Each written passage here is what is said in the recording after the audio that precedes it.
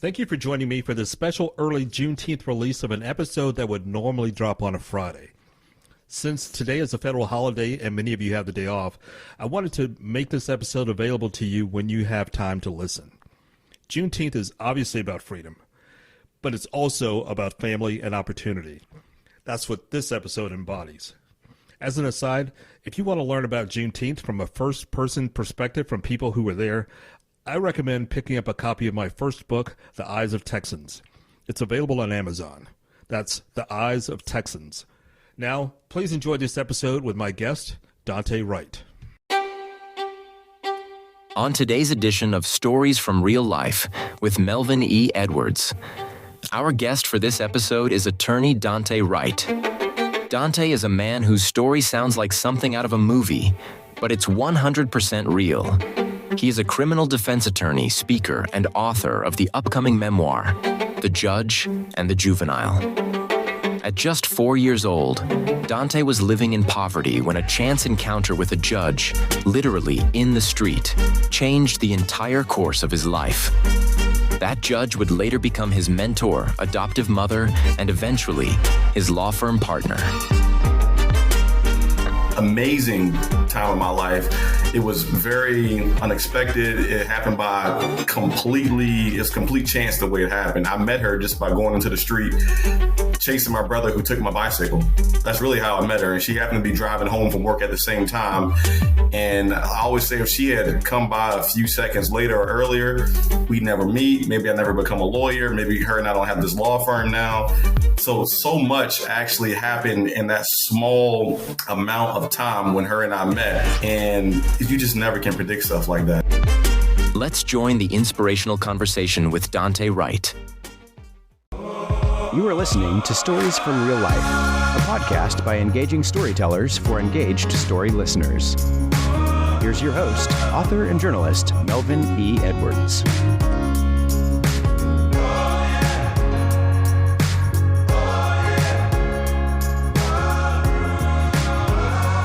Hello again, and welcome to another episode of Stories from Real Life. I'm your host, Melvin E. Edwards. Thanks for joining me for the podcast where personal stories can have a global impact. As you heard in the intro, our guest today is the author of the upcoming book, The Judge and the Juvenile, attorney Dante Wright. Dante, how are things going over there in Virginia? Things here are good. I'm assuming, are you in Texas, Melvin? I am in Texas, yes. Okay, I see the Houston Astros, the Eyes of Texans. A lot of Texas pride going on there. Well, you can't even see the other walls. What you got? Yeah, San Antonio Spurs. I've got a Texas. I'm from Houston, so I've got Houston. Okay. I've got a Texas flag, but I have a whole Astros wall there. Wow. A couple of Texas items on that wall. Bunch of Texas books, including my two books. These two are my books. That's cool, man. Oh, these are your books? Yes. Right here on the wall? Wow, okay. Yeah, The Eyes of Texans was the first one, and that's my mother's side of the family. Okay. And The Strength of a Thousand Sons follows my dad's side of the family. I got to read that. That sounds great, man. Okay. I'll send you the links. I can find them on Amazon? They are on Amazon. Yes. Okay. Yes. Yeah. I appreciate your interest. Please. Thanks. Yeah, that's cool. I like to read those. But things here in Virginia are good. Probably not that different than what's happening in Texas. I don't know. I've been to Houston one time. Just one time. Yeah. My son lives in Virginia, too. Your son lives there? Mm-hmm. He lives in Northern Virginia. Manassas, Fairfax, Arlington? He lives in, I can't think of the town, near Manassas. Near Manassas. Okay. Did he go to school there in that area? He went to school in Pennsylvania. Pennsylvania, okay. We lived in Annapolis for a long time. He went to college in Pennsylvania and then got a job in Virginia. He's been there for the last 5 years. Nice. Well, that's a really good mechanical area, engineer. Especially like contracting and government work and cybersecurity is really big in that area. Yeah, he's a mechanical engineer and he loves his job there. He's a smart man. He's a smart guy. He's a smart guy. He's an engineer. Yep. So are you as an attorney? I'm really interested in hearing your story. Yeah, man. Well, thank you for having me. Yeah, let's jump into it. I will follow you. Let's do it. Okay. So my first question today, do you think your initial interaction with Judge Poindexter was a divine appointment? So At the age of 4, I would definitely not know that. But as I reflected when I got older, certainly. I mean, without question, just that one moment that was so unpredictable. And I think maybe even more so for her, if I could say that, because you don't think that after you reach the age of, I believe she was 50 when her and I met, 50, 52, something like that. And, at that point, she already had been a lawyer for 20 plus years. And she went from being an attorney to being a sitting judge. And so she had all of this success already. Once you get to a certain spot in your career, you win a couple championships, you feel like you're pretty solidified. You feel good. So you never suspect that you can meet somebody, especially a 4-year-old child, who could eventually be another chapter to your story. And maybe you have your second coming, like your Michael Jordan coming back for the second three-peat. You can't really predict these things. And so, of course, to me, it was an amazing time of my life. It was very unexpected. It happened by complete chance the way it happened. I met her just by going into the street, chasing my brother who took my bicycle. That's really how I met her. And she happened to be driving home from work at the same time. And I always say if she had come by a few seconds later or earlier, we'd never meet. Maybe I never become a lawyer. Maybe her and I don't have this law firm now. So much actually happened in that small amount of time when her and I met. And you just never can predict stuff like that. So, definitely a turning point in my life. It's an amazing story. I can't wait for my listeners to hear it. So, by the way, have you thanked your brother for taking your bike that day? Oh, none of this would have happened if he hadn't taken your bike in the first place. You are absolutely right, Melvin. You know what? He and I have spoken about it a number of times. And, he says, I was just taking your bike. I was picking on you like I always did. You got big brothers that pick on you. And so he didn't think anything of it. And I didn't think anything of it. You are your kid and you chase your brother into the street because you want back what you believe belongs to you, my bicycle. I wanted my bicycle back. And that's the way it happened. It's so funny, though. It's just really funny how it happened. It is. So take us back to that moment in 1997 when your life changed forever. Yeah. So at that time, I was living in the household with my mom. My mom is originally from Brooklyn, New York. And she came from a pretty big family, from what I understand. I never met many of them. And she was one of a number of children. By the time she moved to Virginia, it may have been in 92 or so, the year before I was born, she had 6 kids already. And she met my dad when she moved here. And then she got pregnant with me. And I was born in 93. And I was child number 7 before she was even 30 years of age. She was 29 when she had me. So she had 7 kids at that point. And she hadn't finished high school. My dad hadn't finished high school, just a regular hardworking Black woman who was trying to make a way for her kids. And she was a very good mom, a sweet mom, didn't have any issues as far as like addiction, nothing like that, but just didn't have any support. Just, really was by herself and trying to understand the dynamics of being a 29-year-old mother with 7 kids. And of course, that's almost impossible for anybody without any support. So that's where I was at that point. And I was just outside hanging out with my older brother. He was maybe 8 at the time. I was 4. And I think my other siblings were either in the house playing video games or doing whatever they were doing. And we happened just to be outside by ourselves. And we're both riding our bicycles. And he decides he's going to take my bicycle and go out into the street. And I decided to give chase and I follow him out there. And at that point, this vehicle is approaching us almost at the same exact moment that we're in this street. And I recall it so vividly. She gets out of the car and she puts us back into the yard and she parks her car. And I'm like, oh my gosh, we are in trouble now. We're in trouble. She's going to walk into this household and tell our mom that we were out here in the street and we're going to be in some big trouble at this point. So she goes and talks to my mom. And, as a kid, I think time doesn't really register to you because I felt like almost in the next moment, she just reappeared with like this halo above her head. And she comes back at some point, probably within the next couple of weeks or so. I don't know the exact date she comes back. And she went out and she bought this huge van that could fit all 7 kids. And then she began taking us to the swimming pool and to Boy Scouts and bowling and skating. And we got to have all these experiences that my mother just couldn't afford to give us. And it was amazing. And that's really how it started, her and I's relationship. And a lot of stuff happened in between meeting her and before I moved in with her when I was 15. But that's really how it started. And that was that moment for me. And I recall that moment so vividly. I don't know why I do. And maybe it makes sense now why I do, but that's how her and I met. That's an amazing story. So how long were you in foster care? Well, see, I got kind of lucky, Melvin, because when I got removed from my mom's house, initially I went to live with my paternal grandmother, and she was a very sweet woman. I think I lived there for maybe 2 or 3 years. And then she fell ill and she couldn't take care of me anymore. So I had to move. I moved in with a cousin at that point, and I stayed there. I stayed with her for several years, but, we lived in just very impoverished neighborhoods. We lived in trailer parks. We lived in project housing, and, we didn't have a whole lot. It was a very, very rough go. And then at some point, when that stopped working out because she just couldn't financially afford to, and maybe even emotionally afford to take care of me anymore, really, I wasn't her responsibility. She was doing it out of the kindness of her heart. And at that point, I move out and I go to live with my father for a couple of years. And we tried that, and he tried his best. But he already had several other kids, and he was struggling, and he had things going on. And so that didn't work out.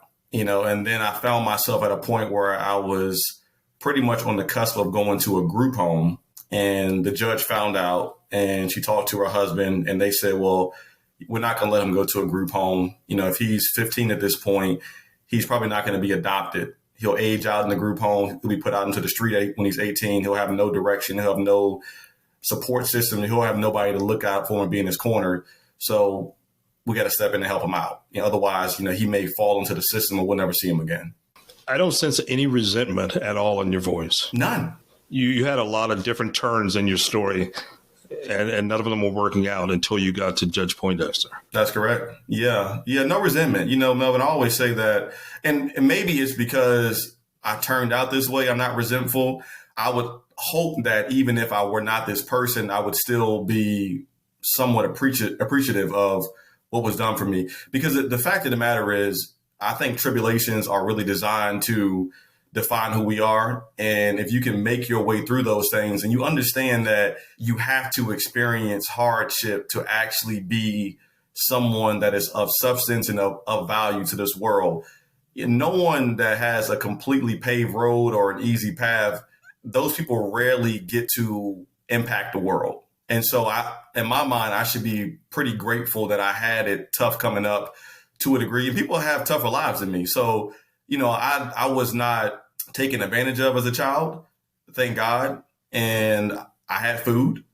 I had a house over, a roof over my head. We didn't have a lot of money, but I was never without food. I was always nourished. So, you can't ask for much more than that. And people did care about me. And despite the fact that some things didn't work out for the best or for the better, it kind of did work out because I am who I am now.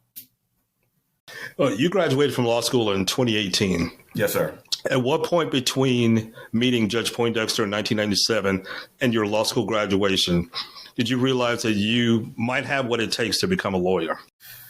So it took me up until after my first year in law school to really convince myself that I knew what I was doing. And the reason behind that is nobody went to college in my family, right? That wasn't even a thing.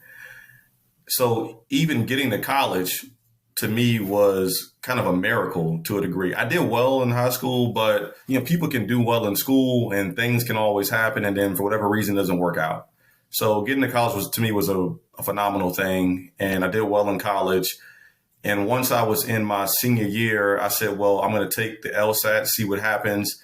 If I get a decent score, then I will apply to college or law school and I'll see what happens. And so I applied to law school. I got into a number of different law schools, thankfully.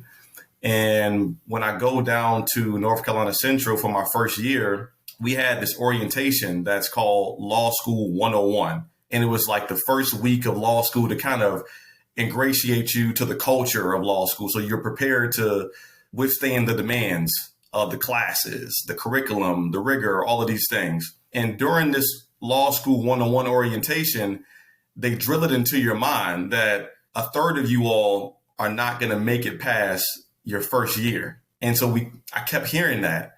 And I said, okay, Dante, this is probably where you finally tap out. This is where you ultimately get exposed, because you really shouldn't be here. You don't have any of the foundational pedigree that would put you here. So I get to the first year, and lo and behold, we lose a third of our class. We lost about 60 out of 180 people.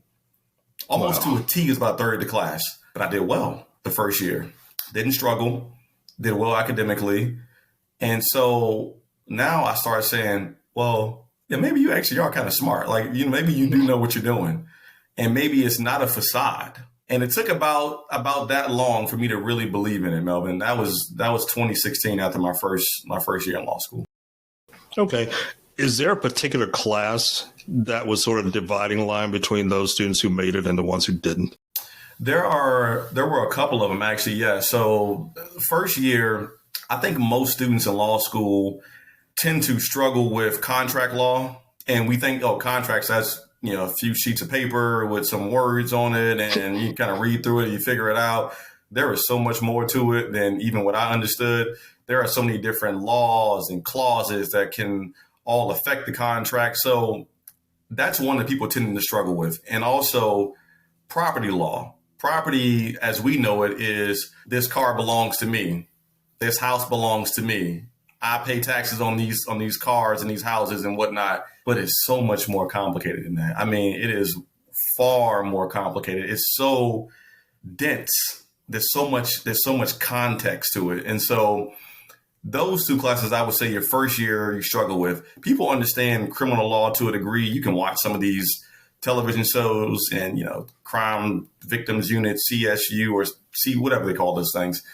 So that's kind of universal to a degree. You watch TV shows, you understand criminal law, you can kind of figure that out. But there are so many peculiar topics in law school that you have to come across and try to make sense of, that you can find yourself lost in the weeds. So probably contracts and property for first year students are likely the most difficult topics to grasp.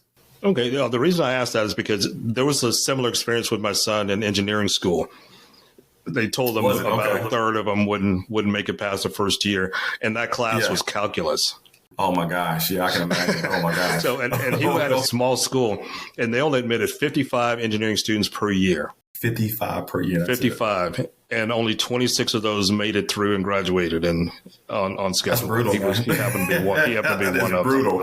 That is brutal. And they had 4 years of calculus. Oh my! So it's not just 1 year. It's not just one. No. Yeah, he almost quit several times along the way, but he made it through. Man. He pushed through, and he was fine at the end, and he's doing great now. That's fantastic. He made it through. Listen, he's one of the special ones. He made it through. He made it through.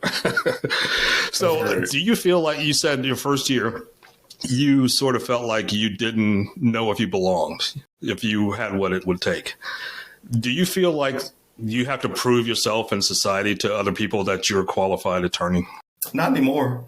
No, not anymore. I did when I first got into litigation and criminal law, because I was a fish out of the water and I had no idea what I was doing. I had never done any trials whatsoever, and everything just seemed to move 1,000 miles per hour in the courtroom. And so, I liken it to someone who is a professional sports player or professional boxer. Like maybe if you're a boxer in your first couple matches, the punches seem to be coming at you 20 at a time. But then if you get a little bit of experience beneath your belt, you learn the rope-a-dope like Muhammad Ali. If you learn the Philly shell like Floyd Mayweather, the punches start to kind of slow down. And okay, I see that one coming. I can dodge that one at this point. So after a while, it began to slow down. And I felt very, very comfortable with litigation and being a criminal defense attorney.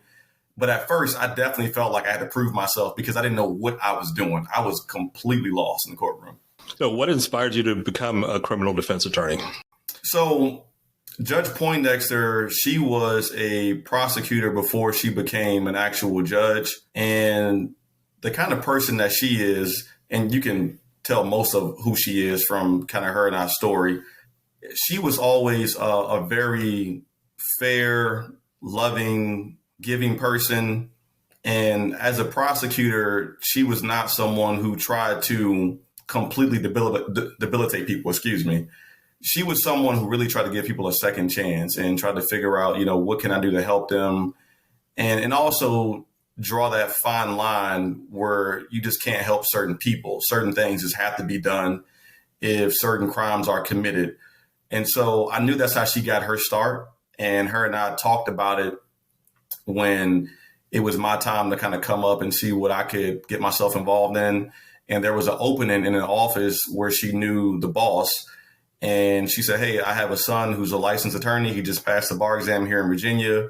Do you have any openings? And he said, yeah, send him over. Let's see what he can do. And it went from there. And so I was reluctant to do it at first because I thought that I'll be working with her immediately after passing the bar exam. But she was not yet there where she felt comfortable enough to take me beneath her wing. And she said, well, you should go get some trial experience first. And if you can make it through that, then we can have a conversation and we'll see what happens. So that's how I got to criminal law. I did prosecution for about 3 years beneath two great people, Vincent Robinson and Regina Sykes. They're fantastic lawyers. And they taught me everything that I know about trial law and criminal defense or prosecution at that point. So that's how I got my start. All right. Before you sort of got a stable foundation with Judge Poindexter when you were 15, what were your early years like growing up in poverty and without any consistent guidance? Well, I'll say that there was a lot of anger, feelings of abandonment when I was younger, because you question whether or not you are someone that is sufficient enough to even be loved. You wonder whether it's your fault. Like, why don't my parents actually come around a whole lot more? Mm-hmm. Why aren't they as involved in my life? And so your self-confidence takes a large hit to it. And so either you can allow it to be that way or you have to build yourself up through your own accolades. And I just chose to be someone who just cared so much about school, who cared about academics. And I just threw myself into academics. I threw myself into sports. And I never had a problem making friends. I always had great friends around me. I always had, a lot of good people as far as my friend groups went. But the earlier years, you question who you are and you start to ask yourself, it's like, well, what am I doing wrong? And what can I do better? And then you say, well, if I make this grade in this class, it'll change how they feel about me. It'll change their desire to be around me. And maybe somebody will actually come back and take me back into the home. Or if I do well in this particular sport, maybe I'll then get that attention that I've been craving as a child. But that's not what ever happened, and luckily I did very, very well personally, when I was in grade school, and it just built my self-confidence and to the point where I felt like, okay, well, even if I don't have anybody at all supporting me, I have enough emotional security where I can now go out into the world and try to attack things by myself. But initially, definitely feelings of abandonment and insecurity and all that kind of stuff that comes along with that. And, then you're also living in poverty. You don't have a lot of money, so you can't buy all the nicest things that other kids have. And you can't do everything other kids do. Kids are talking about going on vacations with families, and you don't really understand that. It doesn't make any sense to you. You never heard the word vacation unless you read about it in a book or, a dictionary. So that just wasn't my reality. My reality was a lot different than that. And it was a whole lot of just trying to convince myself that I was adequate to a degree. That's a heavy burden for a young man to carry. I'm sorry you had to carry that. That's too much for anybody to have to deal with. So do you go on nice vacations now? I do. I do. My fiance and I, we really enjoy just getting away sometimes. And Judge Poindexter and her family, we do a New Year's, a post-Christmas into the New Year vacation every year. So, we've gone out of the country several times together, and it's always good. It's always great, man. I don't look back at those past memories as being painful. I now see them as being things that really shape me as a person. So I don't have any bitterness towards it whatsoever. I don't have any anger towards it. I've long since gotten beyond that when I was a teenager, and I'm really grateful for it. And now I can really enjoy what a vacation means when I go on one and hang out with some good people and just have a good time. That sounds great. So how did your relationship with Judge Poindexter evolve from your chance encounter to a mentorship to eventually becoming law partners? Right. So I wish you could talk to her or meet her. I mean, she would love to get up here, I'm sure. But she is someone she's 80 years old now, and she still works. She'll go to court for cases still. And she enjoys the practice of law. She enjoys getting up and just still feeling the thrill of what it means to be an attorney. And she's just someone who has worked so hard and who has accomplished so much in life. And she still has this desire and this love for it. So someone like that, you got to really prove yourself to. Now, she never put pressure on me to do anything. She never said, well, I'm not going to work with you unless you do this. She never did that. Never did that. But with someone who works that much and who still loves the career that much and the profession that much, they're not just going to accept the fact that you say you want to become something and be something without having any POC, any proof of concept. So the evolution, I believe, occurred at different stages. And the first stage was when I finished law school in 2018 and I took the bar exam in DC, District of Columbia, and I passed that one on the first time. So that's one level of respect. But that still only puts me as an attorney in DC and the surrounding areas that accept that DC license, not in Virginia. So when I came back to Virginia in 2020, the Virginia bar was looking me right in the face. And to stay here and practice law, I had to pass now the second bar exam that is known to be one of the top 3 to 5 most difficult bar exams. And so I'm staring down the barrel of this exam and I say, okay, well, if I pass this one, I'm going to stay here in Virginia. If I don't pass, I'll leave and go back to where I'm licensed and I'll just keep practicing there. So I take and pass the Virginia bar, which is now my second bar exam I passed on the first attempt. And so now I'm licensed here in Virginia. So of course, the respect level increases significantly. Oh my gosh, she's now here too. And then I go and I become a prosecutor like she used to be. And I get my experience as a prosecutor and I start doing criminal trials and et cetera. And she starts to hear rumblings from her old colleagues that this child is in the courtroom and I understand that he's your son and he's very well spoken. He presents very well and people like him. He knows what he's talking about. He seems to be a very smart young man. So now, that level of respect is increasing a lot more. And then I say, hey, listen, I'm going to step away from this office and open my own office. Do you want to join me?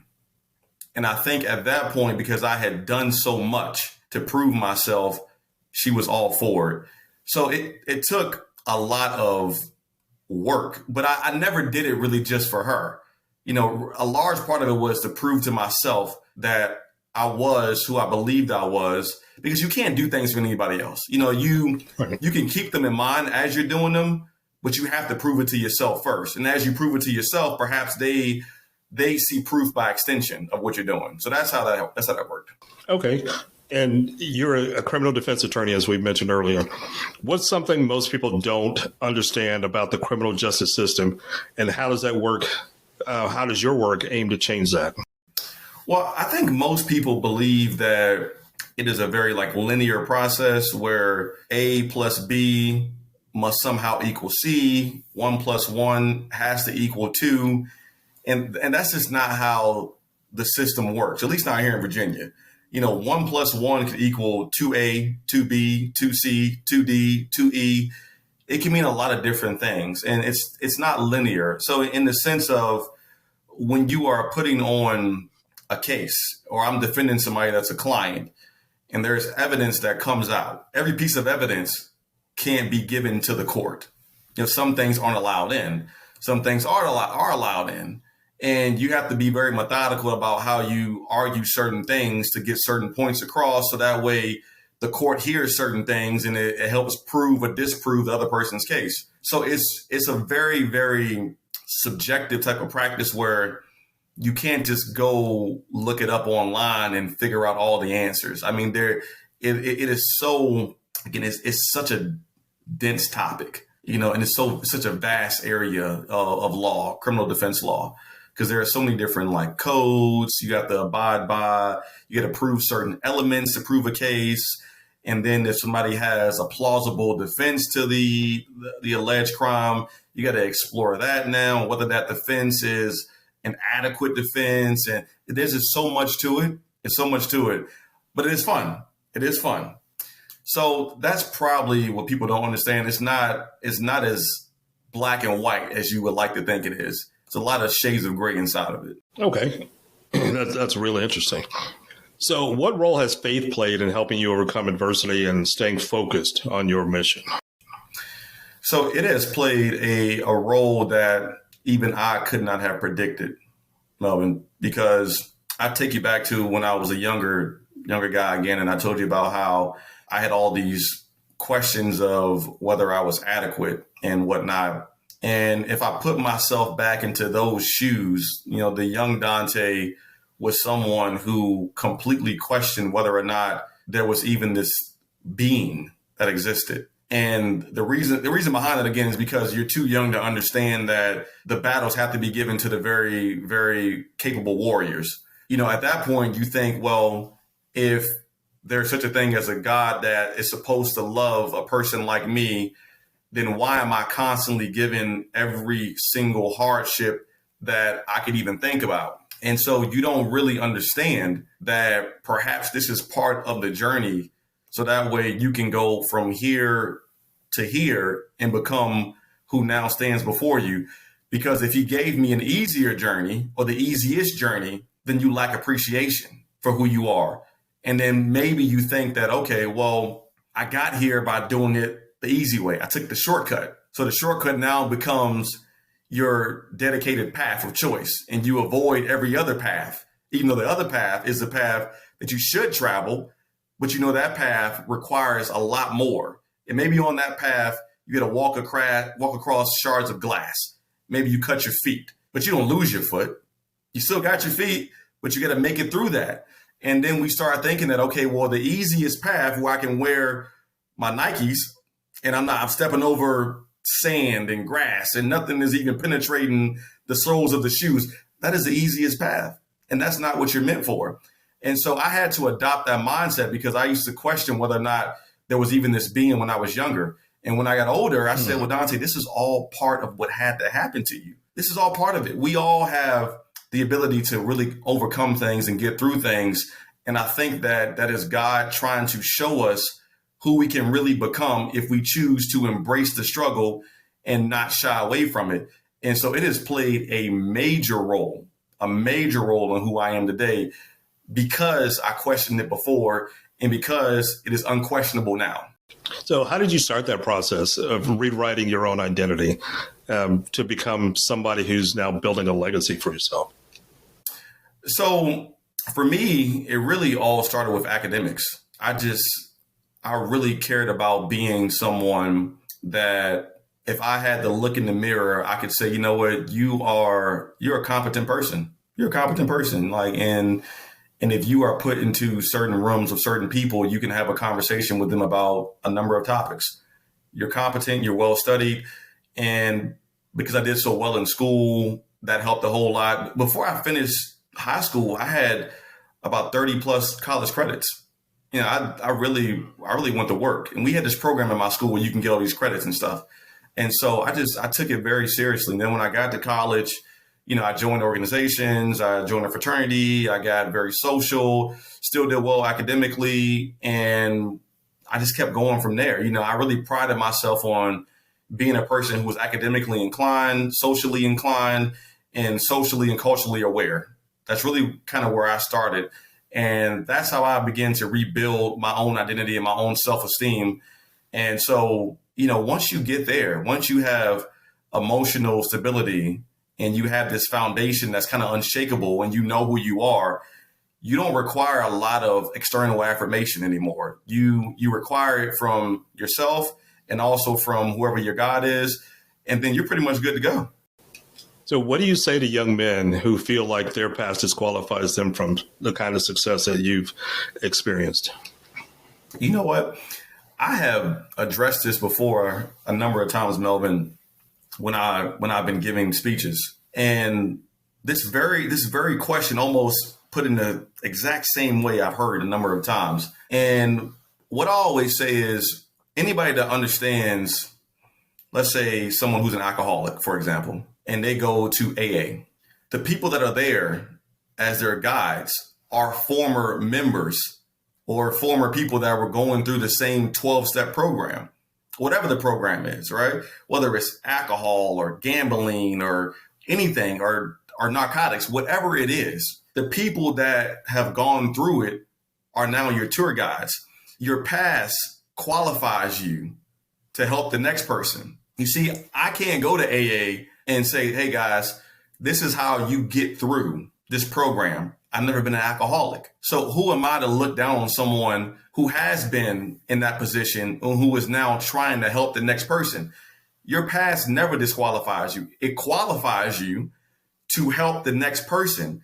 And if you see it as a qualifier, not a disqualifier, you realize there is so much power in removing that first part of the word. Not disqualifier, remove the DIS, qualifier. It is a qualifier for you to help the next person. And so that's the way I view that. So as in the opening, I talked about your upcoming memoir, The Judge and the Juvenile. But what can readers expect when that book is released? So the book is still in the works right now. I'm getting along with it pretty well. I'm getting pretty far with it. And I have some people helping me out with all of the writing and the interviewing and stuff. So it's going pretty well. What I want to communicate with that is not supposed to be really a book primarily about myself and Judge Poindexter. It's supposed to almost be a reflection of who you can become if you choose to embrace life as it is and you choose to accept things that have been done to you or that's happened to you as being things that qualify you for your eventual success. Because it does not matter what's happened to you in the past as long as you utilize it for fuel to push you further along in life. So that's the primary reason behind the book. It's not supposed to be just hey, this is who I am, look at me type of thing. It's more so, man, look at what you can also do. Like, have you ever stopped and thought about the fact that perhaps you also have all this potential inside of you, all this greatness inside of you? Have you chosen to ignore that? Because most of us ignore it. We know it's there. We can feel it, but we don't explore it because we're afraid that maybe it'll be too much work. And maybe trying to extract my potential will require things of me that I don't want to actually go back and tap into. Because you got to tap into your past trauma, tap into things that have happened to you, and you have to figure out, okay, am I willing to go to that place to find that person who's sitting there in the corner saying, hey, listen, give me your hand. It's time to leave this place. And now we're going here because you don't belong here anymore. It's time for us to move on and become who we can actually become. So that's the purpose of the book. You make me want to run through the wall. You should be a football coach or baseball coach. So what are your future plans? So I am happily engaged. So I'll be getting married in December. Congratulations. So that's the most important thing. Thank you. That's the most important thing. And I'm just here just helping people out. You know, I do defense work in my area and I'm growing the law firm, hiring some more people to come work. So that's going well. But, you know, like that's my career and I have a passion for it because it makes me an advocate for people. But I'm also really passionate about just speaking to people and going around and talking to folks. And I would like to continue doing that. And, whatever that means, if that means people have me come speak to an audience, or I go into a school system and help them with a program that is a nonprofit, whatever that means, my goal is to be useful, be valuable, and be available to people. That's my entire goal, in whatever capacity that means that. So we'll see what happens. Well, I don't want to tell you which direction to go, but it seems like you got a future in politics. People say that, and I always say that I don't want to. I don't want to. It's tough. It is tough. I've never been an elected official, but I was a speechwriter for some elected officials here in Texas. Were you? Including the governor for a long time ago. Get out of here, really? And in Texas. Yeah. Get out of here! Wow. Yeah. But after about 5 years, I decided I don't like seeing the behind the scenes stuff. Yeah, that's my concern, because I know that you can likely effectuate change at that level, but to me, it almost feels like it's so high level. You're more of a figurehead, and you're less boots on the ground. And I just like being a lawyer. A lawyer that has me in the courtroom, I have to make an argument for my client on their behalf. Like, that's as close as it gets. And if I go out to the community and I start just kind of working my way around and talking to people and helping out, I'm on the ground. And I don't want to be relegated to just talking to people through a screen or on a stage and not actually be there making an impact. So I have been approached several times about the opportunity to do things like that. And I just always say no. I say, listen, I'm 31, maybe when I'm 50, if that's a path that I should take, but only if I know that I can still do it the way I want to do it. I don't want to sit behind a desk and take phone calls and that be the end of the story. I got to be out there. I got to see people, talk to people, understand their problems, talk about whatever I can do to help them, if I can help them. And if I can't do that, I don't want to do it. I just don't want to do it if I can't do that. I don't see any real purpose in me doing it if I can't do it. That makes a lot of sense. And I don't know you. I'm not your father, but I'm going to offer you some advice. Just do go where your heart tells you to go, and keep doing what you're doing. You're an inspiration. So, as a last question today, is there any inspiration or anything you'd like to leave as a matter of advice for the listeners? Yeah, I always say, Melvin, that quite often the thing that we fear the most is what we should lean into. And in today's time, I think we are fighting a lot of internal battles, and we're trying to figure out where do we fit in this world. And that's very difficult for people, because as you have this internal strife that's occurring, people often decide to shy away from what they should be doing because they're really afraid of the battle to a degree. But the battle, it really is certain. Whether it's an internal battle or it's external, the battle really can't be avoided. And I think people would do well by saying, you know what, I need to attack myself to a degree so that way I can understand my own downfalls, my pitfalls, my weaknesses. And now I can begin to develop some type of a plan to address these things, because you have to really embrace these. It has to be embraced. There is a battle either way, whether it's going to be inside, internal, with yourself, with somebody else, with the world, but to constantly live day by day, knowing that you have more to give and to not at least make the attempt to do it is a disservice to yourself, to your family, to your faith, and to the world, really. And it doesn't mean that you have to always succeed. Like, people will see, oh, this has happened for you and this has happened in your life and it's been success. There have been so many failures that only people on the inside would know about. You question yourself a whole lot. I question myself a lot. I still do sometimes, because you don't know whether or not, all right, am I making the best choice? You just do your best. But if you make the attempt, it's not a failure. The failure is not making the attempt. That's really the failure. And so I say, figure out how you can attack whatever your weaknesses are, embrace the battle that you have within or on the outside, and make the attempt. Make the attempt. If you don't finish, if your goal is to write a book and you only get one chapter done this year, That is one more chapter than whatever you had before. If your goal is to run a marathon and you get there and you run 10 miles, you ran 10 miles, but at least make the attempt. Don't do the thought attempt and just think about doing it. Get up, get your body in motion, make the attempt, put the effort in, and see where you land, and then reassess and try again. That's good advice. Good advice for everybody. So our guest today has been attorney Dante Wright. Dante, thank you so much for being here. It's been an honor to speak to you today. Oh, been an honor to talk to you too, Melvin. Thank you so much for having me. This was a lot of fun. Yes, absolutely. So please go to my website at podcastreallife.com for more information about my guests and the things we discussed today. That's it for today's episode of Stories from Real Life. Join us again next time for another chance to learn from each other. Until then, don't forget to shine your light wherever you go. Thank you for tuning in to this episode of Stories from Real Life. Don't forget to subscribe and share. Let's meet right here every Tuesday and Friday. See you then.